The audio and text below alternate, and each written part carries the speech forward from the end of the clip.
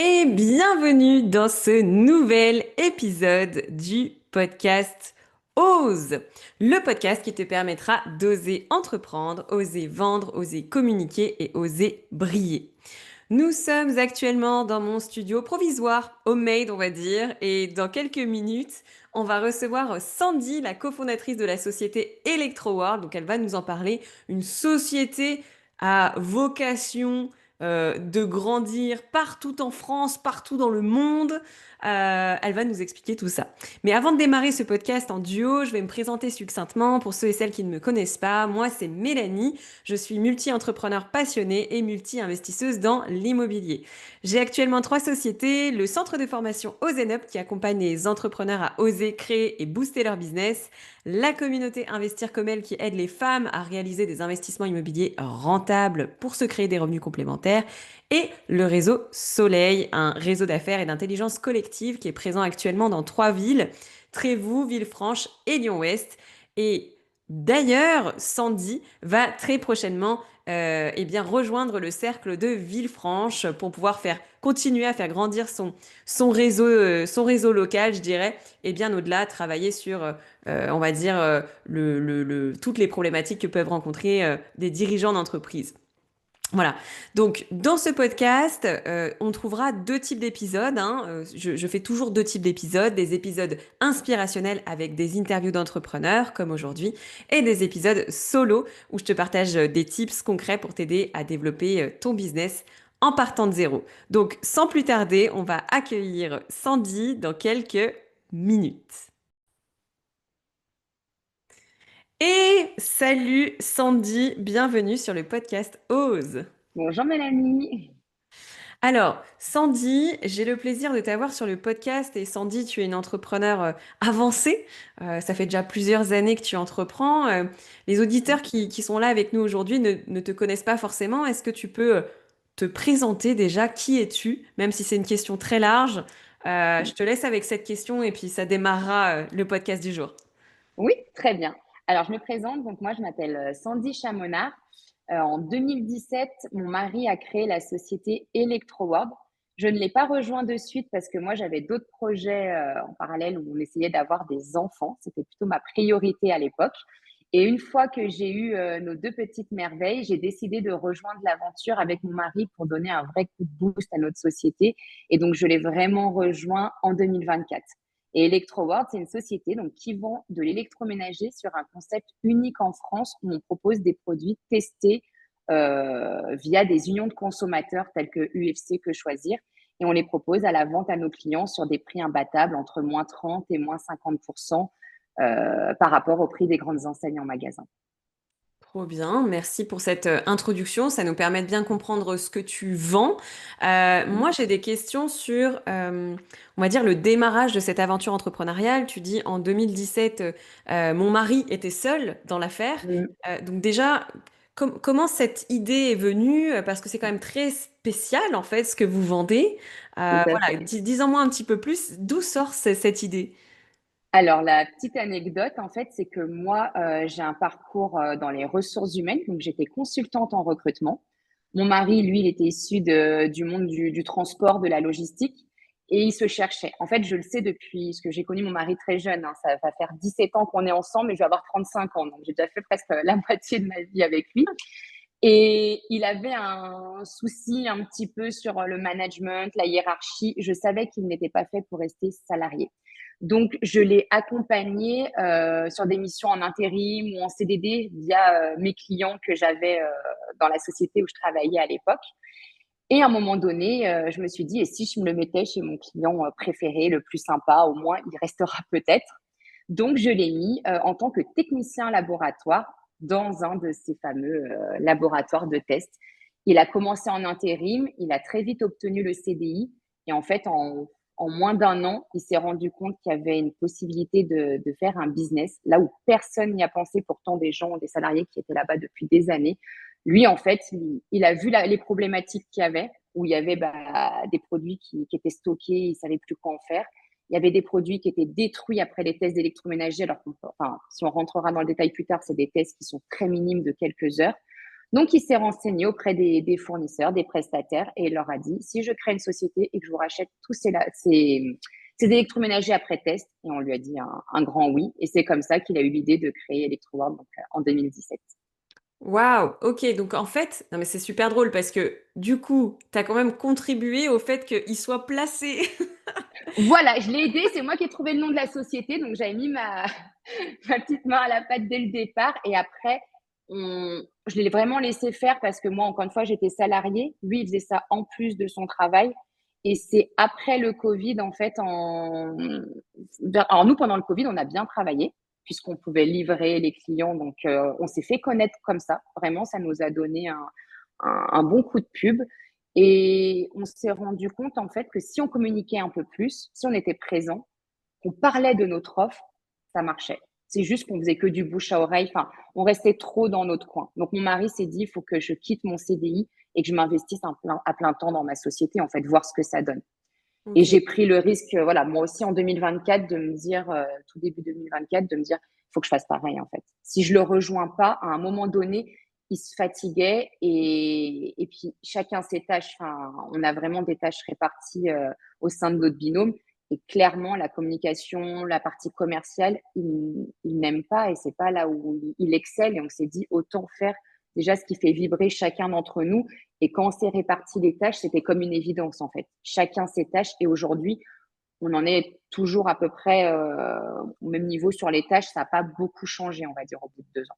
Ok, donc on va revenir sur la répartition des tâches en tant qu'associé, parce que ça aussi c'est un sujet très intéressant, mais avant ça, Mm. je vais juste refaire ce retour en arrière pour bien comprendre. Donc 2017, ton mari, il travaille dans une société, il découvre l'opportunité, donc il monte sa Mm. boîte seul en parallèle de son job, Mm. et toi, tu le rejoins plusieurs années après, en fait, c'est ça? Oui, Et je l'aidais, mais il quitte son job en quelle année, du coup, lui? eh ben, fin 2022, début 2023, il s'est lancé à temps plein dans la société. Donc, c'est vrai que on dit que la société existe depuis 2017 parce que c'est vrai et en plus, ça a un impact pour les gens d'entendre que la société a plusieurs années. Mais pour nous, en termes de chiffres, en tout cas, voir l'évolution de notre société, on prend même en compte vraiment depuis 2 ans où on est investi à deux, à 100% et qu'on a mis des choses en place. C'est là où on regarde l'évolution, la croissance de la société. Ok. Bon, de toute façon, la croissance de la société, tu peux la regarder quand même depuis le départ. C'est juste que Oui, au départ, vous étiez pas à fond tous les deux, et du coup, c'était comme non. un side business, un side project, mais qui quand même avait vocation à grandir puisque vous aviez l'intention tous les deux de passer plus de temps sur la boîte, quoi. Tout à fait. C'était au début, on va dire, on était aussi beaucoup plus jeunes, hein, parce que donc il y a presque 10 ans en arrière. Encore une fois, voilà, on n'avait pas d'enfants, on voulait faire construire une maison, donc pour nous, c'était pas rassurant de quitter le monde du salariat, donc c'était pas possible. C'était un bonus, on va dire. Ça nous faisait un gagne-pain en plus qui nous a permis de mettre de l'argent dans notre maison. Et après, à un moment donné, on s'est dit, il faut se lancer. C'est ça aussi, je pense, si on a cette âme d'entrepreneur, c'est à un moment donné, on se dit, on prend le risque. Le risque, il est très fort, mais si ça nous fait vibrer et qu'on y croit, on y va. Et alors après, je pense que c'est une grosse force, on y allait à deux. Peut-être Ouais, pour certains, ça fait peur parce que si on perd tout à deux. Mais même s'il y a échec, on est deux pour se soutenir.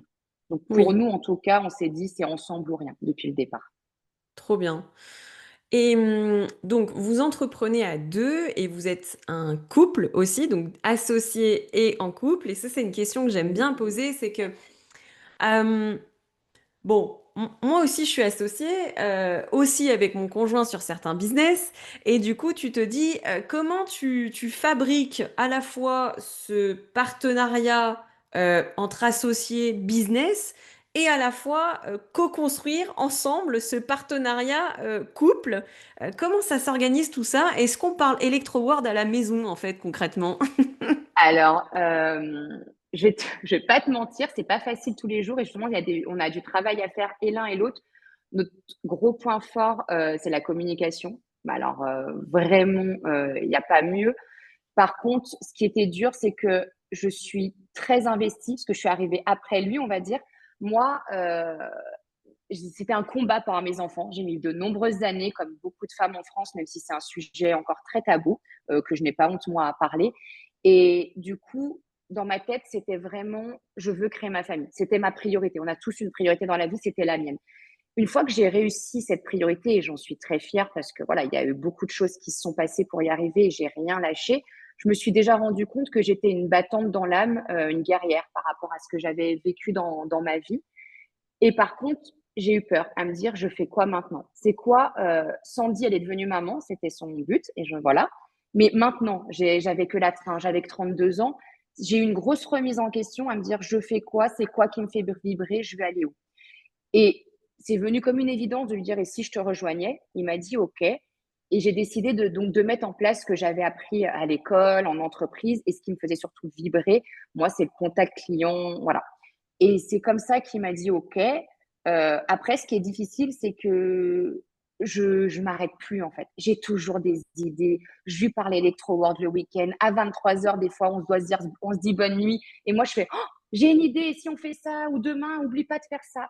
Donc ça fait partie d'une de mes faiblesses que je dois justement travailler et faire la différence entre on est dirigeant, on parle de la société, on peut en parler des week-ends comme des gens parlent de futurs voyages ou de choses comme ça, mais il y a des limites à ne pas dépasser où on a besoin aussi d'un temps calme à la maison, quand on retrouve notre foyer, on doit réussir à se poser et ne plus parler travail comme n'importe quelle personne logiquement le fait quand il rentre chez lui.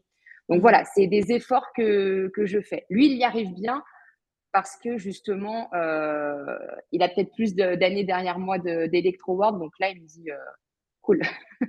Ouais, bah, c'est super intéressant. Merci pour ta transparence par rapport à ce sujet parce que je pense qu'il y a beaucoup de personnes qui vivent ça. Il y a aussi beaucoup de personnes qui entreprennent en couple et du coup, Mm. tu te dis c'est quoi la limite, de quoi on parle quand on rentre à la maison et est-ce qu'on est autorisé ou pas à parler jusqu'à 23 heures dans le lit de j'ai tel client qui m'a dit ça. C'est Donc, ça, c'est une règle qu'on se met et c'est justement, alors là, tu vois, c'est vraiment mon projet de cette fin d'année, enfin que j'ai depuis quelques mois, c'est de travailler cet équilibre vie pro, vie perso. Donc, je fais un travail sur ça. Ça part du planning à qui va chercher les enfants, périscolaire, pas périscolaire. Quand on est au travail, à quel moment on discute du travail ensemble. Quand c'est que ça s'arrête. Par exemple, pendant les vacances, on avait cette envie pendant la sieste des enfants de parler travail, mais c'était une envie commune. Voilà, il faut faire la part des choses ou si on est tous les 2 ouverts à en parler, OK, mais ne pas avoir de gêne l'un ou l'autre. S'il y en a un qui dit: «Là, ce soir, j'ai pas envie, je suis fatigué, voilà, je veux regarder ma série», sans qu'on reparle encore de la société, on verra ça demain. mm. D'où la Ouais, communication. c'est ça, je pense que tu soulèves vraiment un point important, c'est la com effectivement, et puis la structuration de ces rencontres entre associés ou de ces rencontres entre amoureux. Mmh, Parce que si c'est pas structuré, en fait, t'en parles tout le temps, à tous les moments, et puis au bout d'un moment, tu peux en avoir un qui en a un petit peu plus marre que l'autre, et c'est là ouais, que peuvent arriver les conflits. c'est ça. Le Et besoin est pas forcément le même pour les 2. L'envie n'est pas forcément la même. Il y a des moments, peut-être, où moi aussi, j'aurais envie de me dire: «Là, non, mais je souffle, je pense à des choses ce week-end, ça me fait plaisir, on est avec des amis». Et voilà, on ne peut pas avoir les mêmes envies au même moment. Donc, de toute ouais. manière, ça, c'est clair, du coup. Et du Mais coup, ça a été un sujet. tu dis je travaille là-dessus. Comment tu travailles là-dessus justement? Comment tu fais toi en tant que chef d'entreprise? Tu te fais accompagner? Comment tu fais? Alors moi, c'est tout simplement déjà, j'ai appris à prendre des notes. Voilà, je me sers enfin des notes sur mon téléphone ou si j'ai des choses qui me traversent l'esprit, en fait, moi, je voulais le faire tout de suite. Même un client, il m'écrit à 21 h ou 22 h, ben, je prenais mon téléphone et je lui répondais par SMS parce que je me disais, oh, c'est que 2 minutes dans mon temps devant la télé, ça me dérange pas. Sauf que j'ai compris que voilà, mon cerveau, il fait jamais de off à faire ça. Je suis tout le temps en train de penser. Voilà, la satisfaction client, elle est là. C'est quelque chose qui me fait vibrer, qui est très forte chez moi, donc je l'enlèverai pas. C'est une de mes valeurs, une de mes priorités. Mais il faut que je me préserve. Donc maintenant, voilà, je prends des notes. Si j'ai une idée qui me traverse l'esprit, je me le note, mais j'attends le lendemain pour le faire. C'est Hmm. des choses que j'ai mis en place. Et après, c'est des formations que j'essaye de trouver gratuites où je m'inspire beaucoup d'autres entrepreneurs. J'adore discuter via des événements réseau qu'on peut avoir à faire, où j'adore avoir les avis des autres, leurs témoignages pour que j'évolue moi-même, parce qu'on doit tout le temps évoluer en tant que dirigeant. Hmm. C'est clair. C'est clair. De toute façon, il y a une phrase qui dit la seule manière de faire évoluer une entreprise, c'est de faire évoluer son propre dirigeant. Et je crois elle est plus que vraie, cette citation. Tout à fait. De toute manière, nous, enfin, voilà, on a vu la différence déjà en 1 an et demi qu'on est à 2. On a mis des choses en place. Là, cette année, on est fiers d'intégrer 2 alternants. On va peut-être même pouvoir prendre une troisième personne. C'est aussi étape par étape. On est des gens très terre à terre. On préfère aller doucement, mais sécuriser tout ce qu'on a à faire avant. Donc, Ouais. euh, donc voilà. Mais on évolue aussi là, cette année, bah, j'ai le management qui va rentrer en compte. C'est quelque chose que j'aime, qui me donne envie, mais que je vais apprendre. Et forcément, ça sera pas tout parfait dès le départ, puisque je vais apprendre avec eux. Mais c'est OK pour moi si on est honnête dès le départ. Ils sont au courant qu'on est, pour moi, enfin, on est passé, mon mari était en auto-entrepreneur, on est passé en SARL que cette année 2025. C'est aussi important à souligner. Donc, une SARL, c'est pas du tout la même chose que quand on est auto-entrepreneur, on fait plus ou moins comme on veut. Aujourd'hui, on a un showroom, on a des horaires à respecter, enfin, on a des devoirs envers des choses, des comptes à rendre en fait. Donc Hmm. voilà, on évolue à notre rythme et c'est beau de voir l'évolution. Moi, je suis vraiment fière de me dire, parce qu'encore une fois, une anecdote, c'est que quand mon mari a commencé, donc en 2017, on stockait l'électroménager sur notre terrasse où on habitait. On avait une grande terrasse, hein, je précise quand même, mais voilà, et on en est aujourd'hui en 2025 à avoir un local de 400 mètres carrés. Donc, juste pour nous, on est parti de rien, vraiment, parce qu'on s'est débrouillé avec les moyens du bord. Et on a évolué. On est passé donc d'une terrasse à avoir des garages. Après, bah voilà, c'était la nouvelle étape. Puis, on a pris un bien l'année dernière, mais de 80 mètres carrés. On avait investi, on a été propriétaire et on s'est rendu compte en moins d'un an que la surface était trop petite, il n'y avait pas de bureau et on a pu se permettre parce qu'on a évolué, que notre offre a évolué, que la demande des clients et des fournisseurs a évolué, donc de se permettre d'avoir aujourd'hui des beaux bureaux, un showroom et un local. Mais Hmm. voilà, ça a pris le temps qu'il fallait. Donc, c'est super intéressant ce point-là, c'est d'avancer step by step, c'est ce que je retiens, pas mettre la charrue avant les bœufs, et c'est bien aussi de se souvenir d'où on vient, tu vois, tu le rappelles, je me souviens encore quand je stockais le matériel sur ma Mmh. terrasse, tu vois, donc ça c'est bien pour tous les auditeurs qui sont avec nous et peut-être qui démarrent dans l'entrepreneuriat, qui se disent, ouais, mais Sandy, t'imagines, elle a un local de 400 mètres carrés, bah, elle a déjà des équipes, elle travaille avec plusieurs personnes, elle a des bureaux. Bah voilà, Sandy, quand elle a commencé, elle stockait le matos sur sa terrasse. Non, ouais, je Voilà. n'avais rien, je suis partie de rien et alors même, pour dire alors on a eu de la chance l'année dernière parce qu'on est passé à la télévision sur M6, donc là, c'est une belle visibilité. Mais si j'explique, parce que beaucoup de gens me disent: «Mais tu as fait comment pour payer cette somme?» «Ah mais j'ai rien pu payer». Enfin, encore une fois, on est une petite structure, on n'a pas de grosses capacités financières. Je n'aurais pas pu demander à M6 un spot à, je sais pas, 100 000 euros. Mais c'est grâce aux réseaux sociaux et un simple hashtag. Donc ça, c'est possible pour n'importe quel entrepreneur de faire une vidéo, d'alimenter son compte Instagram ou LinkedIn. Moi, la journaliste d'M6 m'a trouvé comme ça. Voilà, encore une fois, pour dire que c'est à la portée de tout le monde si on s'en donne quand même les moyens. Hmm. Donc là, très intéressant, ton expérience de passage à la télé, c'est vrai que ça peut être impressionnant pour la plupart des gens. Et il y a beaucoup d'entrepreneurs peut-être qui rêveraient d'être mis en avant via la télévision. D'ailleurs, il y a certains plateaux qui sont proposés mais qui sont payants Mm, rapidement à 10 000 euros de budget minimum et ensuite au-delà exactement. si tu Mm. veux vraiment un reportage complet. Est-ce que tu peux nous parler de cette expérience? Donc cette personne tu mets un hashtag, tu mets un post Instagram et ensuite elle te contacte et qu'est-ce qui se passe? Est-ce que tu veux bien nous en parler? Ouais, et ben, j'y croyais pas. Je me suis même dit, c'est complètement fake. Donc, je lui ai répondu. Je me suis dit, allez, on verra. Bon, après, je l'ai eu en ligne. On a eu les équipes, etc. Mais jusqu'à ce que le caméraman et la journaliste viennent, on se disait peut-être que tout ça, c'est faux. Enfin, voilà, nous, avec Geoffroy, on est des gens très, très prudents.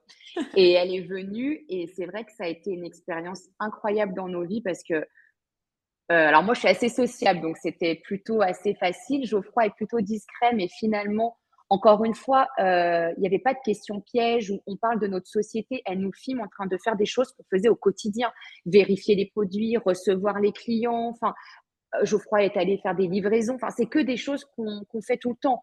Donc voilà, il y a pas de montage vidéo. On n'était pas des comédiens parce que faut faire attention. Beaucoup de gens pensent aussi à la télé-réalité.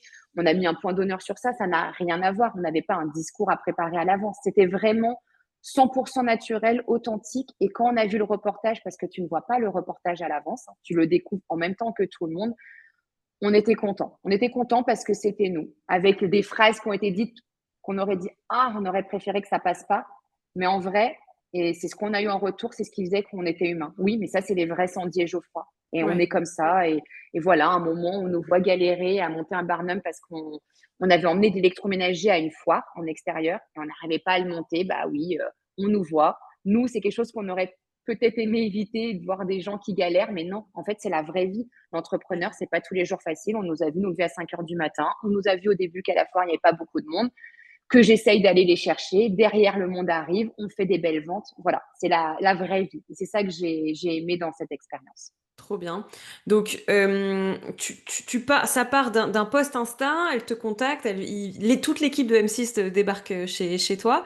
Et ensuite, j'ai une question, c'est souvent on dit quand tu as un post, une vidéo ou bien un reportage qui est posté sur toi via M6, derrière tu as énormément de retombées, de demandes, etc.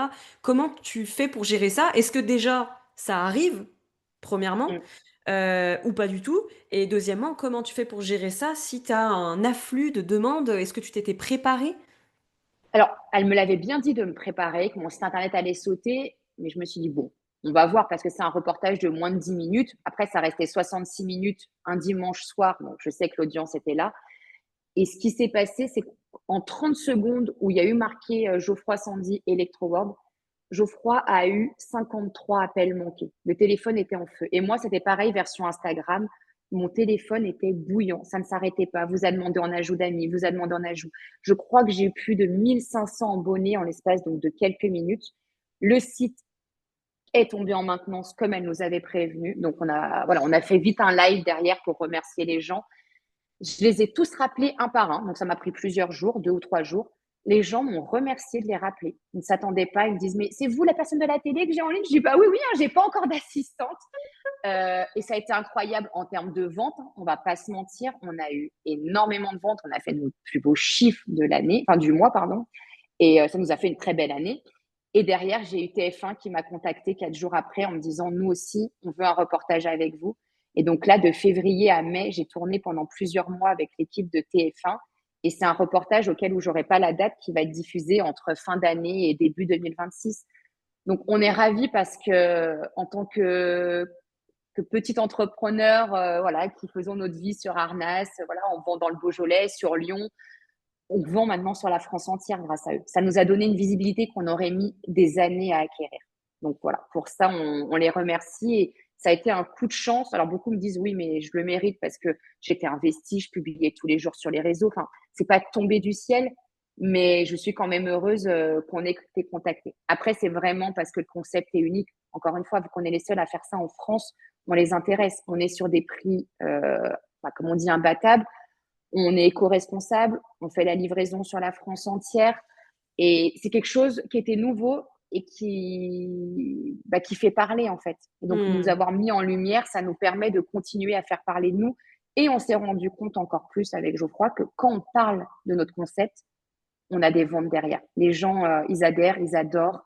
C'est juste qu'on n'était pas assez visible.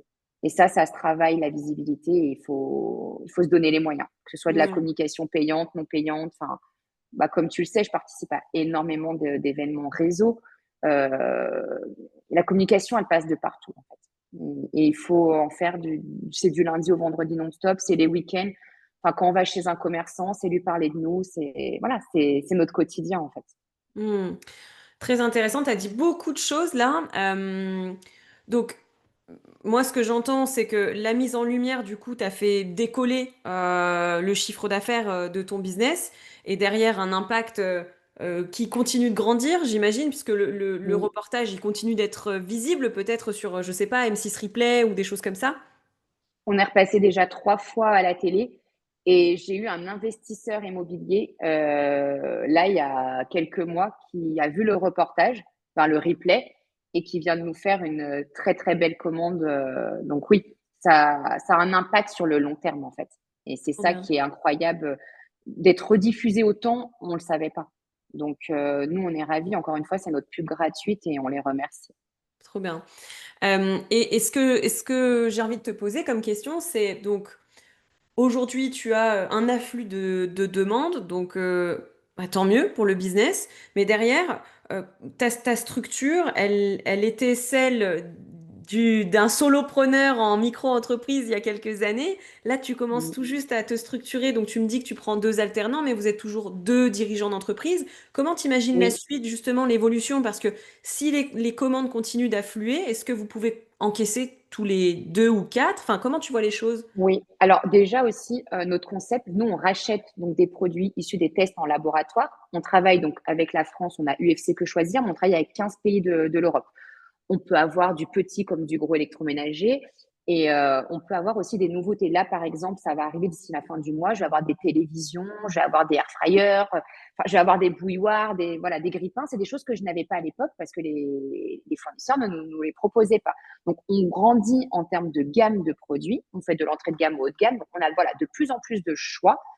Mais on avait de nouveau une problématique. La visibilité et surtout, on travaille pendant des années avec les particuliers. Aujourd'hui, on développe, enfin, je développe beaucoup les professionnels.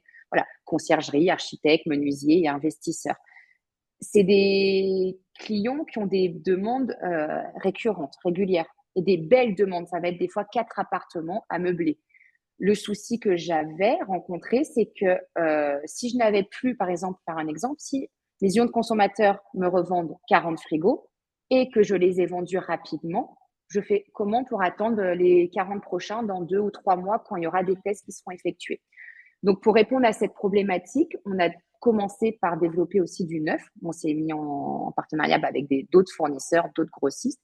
Et on va réfléchir sur cette fin d'année ou début d'année prochaine à aller aussi avec du reconditionné. Donc voilà, on est toujours obligé de penser au après. Comme tu dis, donc j'ai commencé aussi avec des personnes en stage. Cette année, je prends donc 2 voire 3 alternants. L'année prochaine, il y aura peut-être quelqu'un qui sera en CDD ou CDI. Et c'est comme ça qu'on va évoluer en embauchant du personnel, en les formant parce que c'est eux aussi qui vont nous aider à évoluer. Nous, on sait très bien avec mon mari qu'à deux, et on l'a vécu, on ne peut pas tenir une société à deux qui est en pleine croissance. On le fait, mais ça représente quoi? Ça représente qu'à 21h, quand nos enfants sont couchés, on rallume l'ordinateur jusqu'à minuit.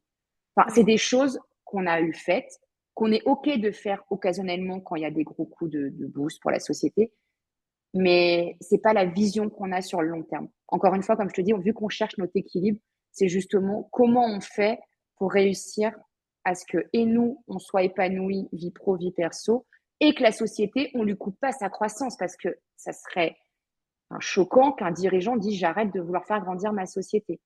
Donc voilà, les moyens qu'on met en place, ça passe par du personnel. Et après, bah, Mhm. moi, je voulais partir sur des alternants parce qu'on a fait nos études en alternance et on croit en la jeune génération pour le coup. Trop bien. Bon, bah, chouette. Alors, j'ai une autre question qui va concerner plutôt peut-être les confrères ou les concurrents potentiels. Tu dis aujourd'hui, je suis sur un concept unique en France. Est-ce que, donc, vous avez été mis en avant. Toi, tu fais beaucoup de communication de par les réseaux sociaux, mais aussi en local. Donc, tu fais connaître ton concept, ce qui est très cool puisque tout le monde ne veut pas copier Electro World. Mais est-ce que Mmh. justement, tu as vu naître des sociétés qui pourraient avoir le même business model, justement? Non, ça a été une crainte qu'on a eue, hein, quand on est passé à la télé, on s'est dit: «Bon, on verra ce que ça peut donner».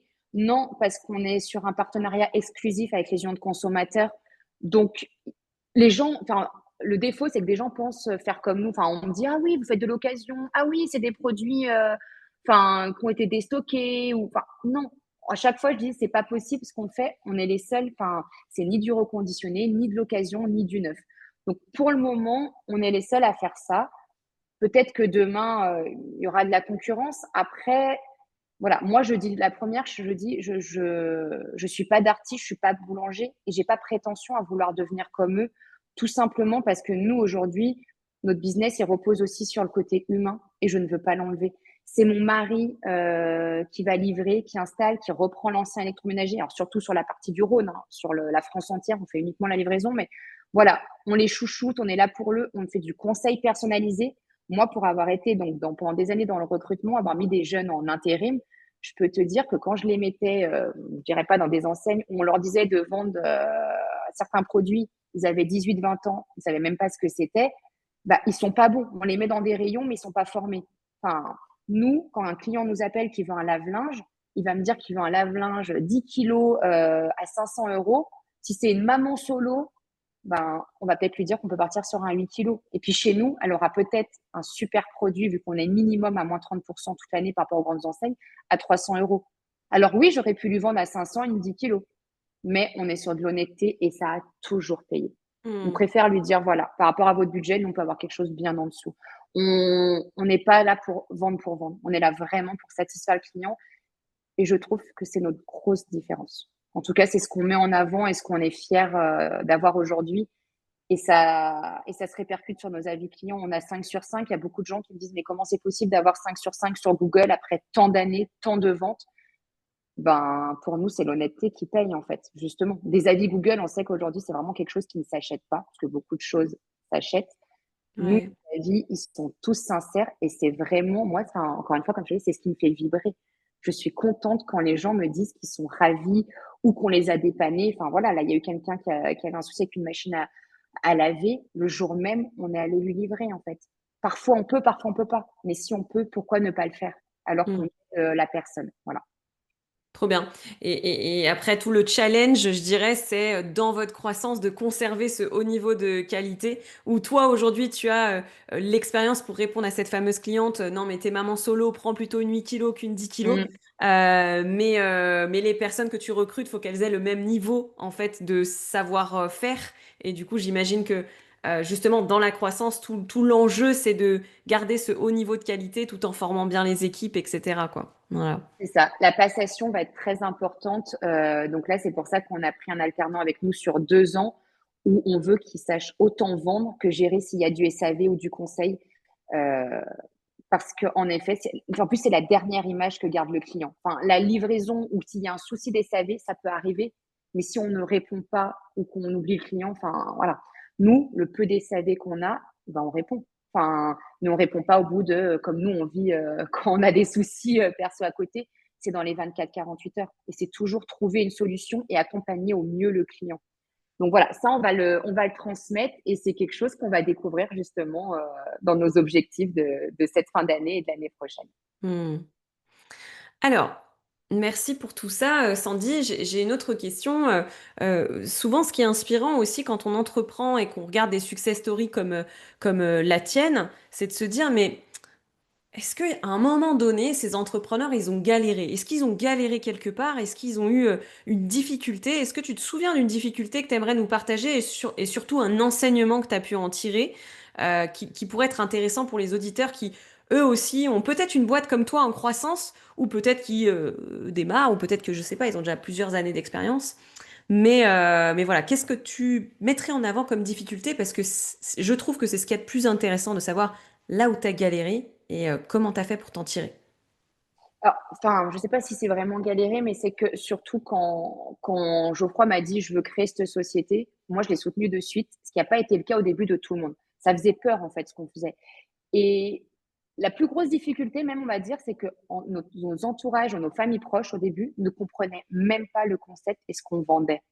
Et c'est là où on s'est dit que la plus grosse difficulté va être d'expliquer ce concept. Et le site internet ne suffisait pas. D'en parler oralement, ça marche, mais pas assez. C'est pour ça que je me suis rendu compte que c'est la récurrence. Aller à plein d'événements, parler sous différentes formes, faire des vidéos, des carousels, enfin, toujours expliquer le concept. Parce que, encore une fois, vu qu'on est unique et qu'ils ne connaissent pas, quand on ne connaît pas, on veut nous mettre dans une case. Et on nous a mis pendant des années dans une case. Et même des amis, des fois, disaient oui, mais je ne suis pas passée par toi pour faire ma maison parce que je voulais que du neuf. Oui, mais on ne dit pas le mot neuf parce que nos produits ont été utilisés quelques heures. Mais entre utiliser, allez, 8-10 heures et un produit reconditionné qui a 5 ans derrière lui et auquel on a changé des composants, il y a quand même une grosse différence. Et voilà, pour nous, ça a été une difficulté où les gens se sont dit, mais dans quoi ils se lancent, en fait? Ouais. Et mon mari, c'est sur ça où il m'a remercié, c'est que je l'ai toujours soutenu en lui disant, moi, j'y crois. Mais j'y croyais tellement fort que ça suffisait à nous deux de savoir que ça allait monter. Aujourd'hui, on a tous nos amis, toute notre famille, on a tout le monde qui nous soutient et qui ont surtout enfin compris ce qu'on fait. Ouais. Mais ça a été long. Et on s'est dit, si c'est long pour des gens proches, comment on va faire pour des inconnus leur expliquer? Ouais. Donc voilà, ça a été un gros, gros travail, un gros challenge pour nous. Et après, c'est de pas lâcher parce que on a des périodes, enfin, il y a eu des mois où on ne vendait pas. Il y a une fois, je m'en rappelle, il y a eu un mois où on n'a quasiment pas fait de vente. On n'a pas compris ce qui s'est passé. On a eu peur parce qu'on s'est dit, waouh, peut-être que tout s'arrête. Enfin, tu te dis un mois sans rien vendre alors que le mois d'avant, tu as bien vendu. Et pareil, avec le temps, avec les années, eh ben, c'est comme dans enfin, beaucoup de commerces, je pense. Il y a des mois comme ça qui vendent moins, mais si tu lisses à l'année, en fait, tu sais que ton chiffre d'affaires, il est bon sur l'année. Il faut pas avoir peur. Et maintenant, eh ben, l'avantage, c'est qu'on a une stratégie. Le mois de février n'est pas un bon mois. Pourquoi chez nous? Parce qu'il y a eu un très bon mois en novembre, le Black Friday.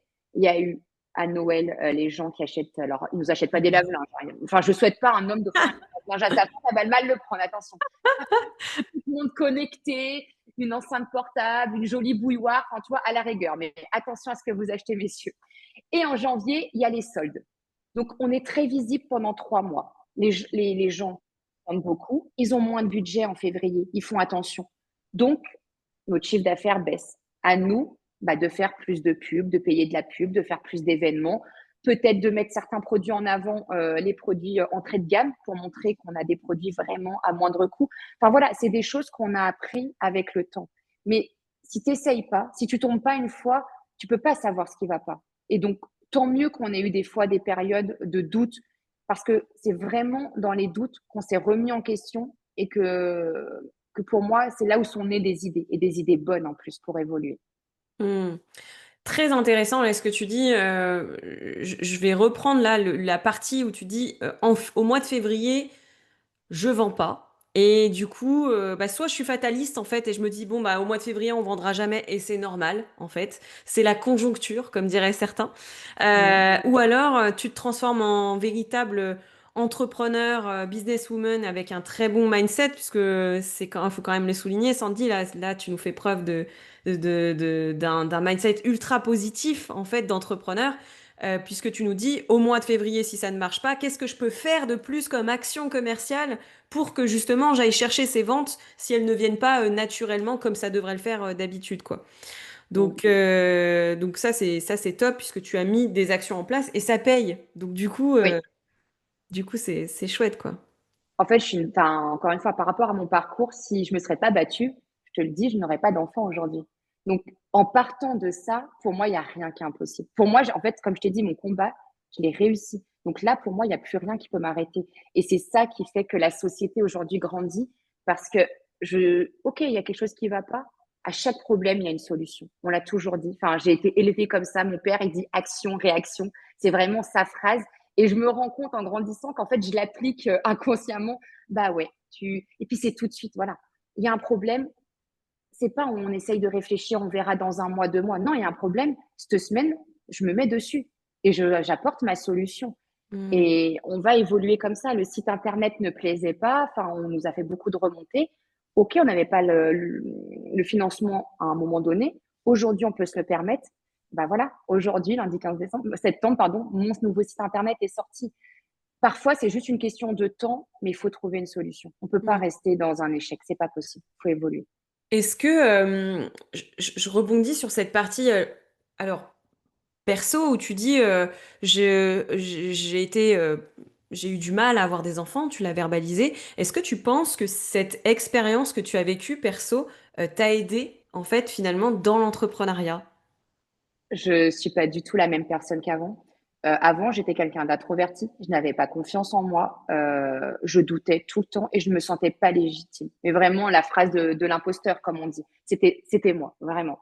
Aujourd'hui, les gens, quand je parle, me disent, waouh, mais toi, tu y arrives super bien, tu es super sociable, c'est trop facile. Oui, mais ça se travaille. J'ai eu à l'époque une personne qui m'a coachée pendant 3 mois. J'ai été aidée pour reprendre ma place, en fait, et en tant que femme, mais en tant que dirigeante avec Geoffroy. Parce que pour moi, Geoffroy, il était seul, c'était lui qui réussissait tout. Et moi, j'étais dans l'ombre. Et on m'a mis dans l'ombre. Des personnes aussi m'ont mis dans l'ombre. Et j'en suis sortie. Et aujourd'hui, j'en suis fière. Et maintenant, c'est pas Electro World égale Geoffroy. Vraiment, c'est Electro World égale Sandy et Geoffroy, un couple uni. Et du coup, je suis fière d'avoir réussi ce chemin. Mais ce chemin, il est passé parce que j'ai travaillé vraiment moi-même dessus. En fait, je me suis imposée comme il fallait et je me suis dit, là, maintenant, je suis là. Regardez-moi, je suis là, j'existe dans la société. Et ça, Mmh. c'était important de retrouver cette place. Trop bien. Merci pour tout ça, hein. Ça nous inspire, ça nous donne la motivation et le feu en ce lundi. Hem, OK Sandy. Alors, je pense que je vais terminer peut-être sur une question. Alors, je réfléchis parce qu'on a parlé de pas mal de sujets, on a parlé de vision, tu nous dis que tu veux aller chercher cette croissance, on a parlé de communication. Hem, alors, comment je pourrais dire? Alors, je vais poser une question, on va dire, d'entrepreneur un peu plus avancée que celle que j'ai l'habitude de poser. Tu me fais peur. Détends-toi, Je ça va bien se t'écoute. passer. Hem, moi, j'ai l'habitude de poser cette question, quel conseil tu donnerais à un entrepreneur qui démarre, mais j'ai pas envie de tourner ça comme ça aujourd'hui. J'ai envie de te poser la question suivante. Est-ce que tu as déjà réfléchi à, je dirais, la vision moyen et presque long terme de ta boîte? Admettons, je sais pas, tu vas chercher la croissance que tu veux. Dans 5 ans, ta boîte, c'est vraiment une grosse, grosse boîte. En tout cas, je te le souhaite. Est-ce que tu veux la garder, c'est ton bébé? Est-ce que tu imagines une revente? Enfin, qu'est-ce que tu as dans ta tête? Est-ce que déjà c'est clair ou pas du tout? Ouais, on en a parlé avec Geoffroy, bah, justement, quand on a eu le passage à la télé, on s'est dit, et si jamais on nous contacte pour acheter ElectroWorld, on ne revendra pas ElectroWorld. On ne revendra pas ElectroWorld parce que, ça, enfin, comme tu dis, c'est un bébé. Et on l'a eu avant d'avoir nos enfants. C'est notre bébé. Et c'est un bébé qui grandit et c'est pas possible. Ce qui est possible, par contre, oui, c'est de l'emmener plus loin dans le sens où, alors c'est vraiment, là je te le dis, mais j'en ai jamais parlé parce que c'est, tu vois, c'est un rêve, entre guillemets. Oui, c'est qu'ElectroWorld, par contre, puisse être dans d'autres villes avec le même concept que, non, parce qu'on a été appelé pour faire ça. Quand on est passé à la télé, on nous a dit, moi, à Marseille, à Paris, est-ce que sous votre nom, je peux vendre l'électroménager? Ce n'était pas encore possible parce qu'on n'avait pas assez de produits, pas assez de fournisseurs, trop tôt. Trop tôt, mais peut-être, OK, dans quelques années. Et un autre rêve que j'ai, ça serait qu'on développe notre propre marque ElectroWorld. Moi, j'aimerais voir sur une plaque de cuisson, sur un micro-ondes, la marque ElectroWorld. Mais ça, c'est des années de recherche, de développement. Ça peut pas être tout de suite. Mais comme tu le sais, vu que je suis une fonceuse et que j'aime pas m'arrêter là, je suis contente d'avoir mes idées en tête pour savoir que plus tard, je veux continuer à nous développer encore plus. Enfin, voilà. Moi, l'idée, surtout vers les investissements, continuer les professionnels parce que je crois beaucoup en eux et on peut faire de belles choses ensemble et ils me le prouvent déjà. Et derrière, ben, si j'amène ma propre marque d'électroménager, alors soit sur du bas de gamme et c'est OK, soit sur du haut de gamme. Enfin, voilà, il faut choisir tout ça, c'est à réfléchir, étudier le marché. Mais en tout cas, j'ai ces deux possibilités-là. Hmm. Par contre, je veux qu'on reste sur l'humain. C'est enfin, vraiment, je ne veux pas qu'on devienne. Enfin, on peut devenir gros, mais il ne faut pas qu'on oublie les valeurs qu'on a. Et ça sera ma priorité. Et je sais que c'est facile à dire, mais à appliquer sur le terrain, ça ne sera pas si simple que ça. Parce que comme tu dis, avoir 30 SAV ou en avoir par exemple 40 ou vendre à 30 clients, après vendre à 300, c'est pas totalement pareil, mais c'est des process qu'il faudra qu'on mette en place. Et ça, c'est quelque chose qui sera ma priorité si on grandit. Hmm. Voilà. Merci pour ce partage, parce que c'est aussi chouette de partager la vision d'un dirigeant d'entreprise, de savoir qu'est-ce qui se passe dans la tête des dirigeants. Et aussi, je trouve que ça ouvre les opportunités de parler de qu'est-ce qu'on imagine de notre société demain. Parce que Mm. si, je sais pas, tu parlais de revendre de ta boîte dans 5 à 10 ans, bah peut-être que parmi les personnes qui nous écoutent, il y a quelqu'un qui se dit, ah moi Oui. j'ai envie d'investir, je crois au Mm. projet de Sandy, du coup j'ai envie d'investir dans cette société. Ou à contrario, tu as des personnes qui, comme tu l'as dit, dans d'autres villes vont se dire, bah moi je rêve de monter un business mais je sais pas dans quoi, et ben j'ai envie de travailler avec eux. Et du coup, je Oui. vais développer avec eux. Et franchement, c'est hyper inspirant. Donc, merci pour ce partage. Merci. Puis on en reparle dans quelques années si tu veux. Avec grand plaisir. Moi, j'adore tourner des interviews, puis ensuite, quelques années plus tard, je reprends le fil Voilà. de l'actualité, tu sais. Ouais, mais je pense que enfin, quand on est entrepreneur, enfin, c'est dans notre, on s'arrête jamais. Enfin, je pense que c'est pour ça aussi qu'on se lance, c'est avoir cette liberté. Et cette liberté, c'est de toujours avoir des idées derrière la tête.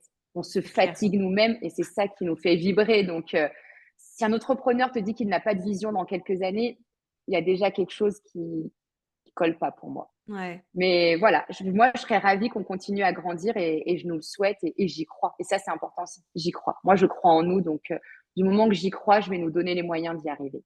Trop bien. Et ben, on va finir là-dessus, Sandy. Je te remercie pour, toutes ces moments passés ensemble là, ces minutes, c'est peut-être petite heure déjà. Et puis Sandy, on pourra la retrouver donc sur toutes les plateformes de podcast, hein, pour ceux qui nous écoutent, et également sur YouTube. Voilà et puis si on veut te contacter, peut-être Instagram, Sandy ou Oui, alors, et sur Instagram, on est très présent et sinon, bah, sur le site internet, electroworldlyon.fr, vous pouvez retrouver, bah, tous nos produits en temps réel. génial. Merci à toi et à très vite pour un prochain épisode du coup. Oui, merci beaucoup, à très bientôt. À très bientôt.